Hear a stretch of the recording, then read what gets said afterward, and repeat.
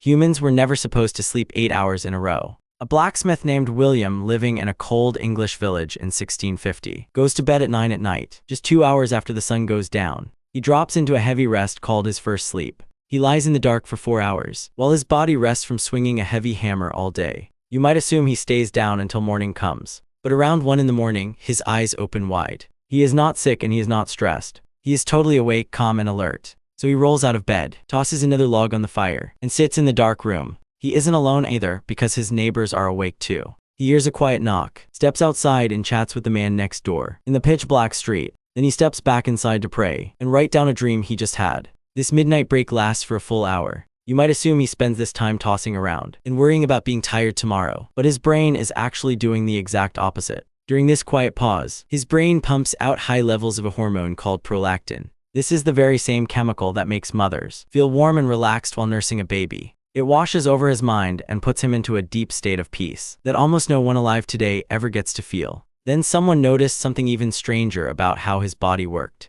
French doctors in his time wrote down that couples had a much easier time having babies during this exact midnight gap, simply because their bodies were rested and their minds were completely calm. After an hour of chatting and resting, William climbs back under his thick covers. Around 2 in the morning, he falls right into his second sleep, resting deeply for 3 more hours, until the sun rises at dawn. This 2-part rhythm was not just a weird local habit. People talked about it in books like Homer's Odyssey, in daily diaries, and in court cases for thousands of years. But that's not the strange part. The strange part is how fast this ancient way of living vanished from the earth. Around 200 years after William lived, factory owners put gas lamps on streets and bright lights inside huge textile mills. Suddenly, workers could stay up long past sunset. Shift leaders forced people to work 12 hours a day, making it impossible to take a peaceful break in the middle of the night. By the early 1900s, people stopped talking about first sleep and second sleep entirely. So when modern people started waking up at 2 in the morning, they assumed their bodies were broken. Doctors gave this midnight wakefulness a scary new name, sleep insomnia. But in the 1990s, a scientist named Thomas Weyer wanted to test what happens when light is taken away. He put a group of people in total darkness for 14 hours every single night to mimic a dark winter without electricity.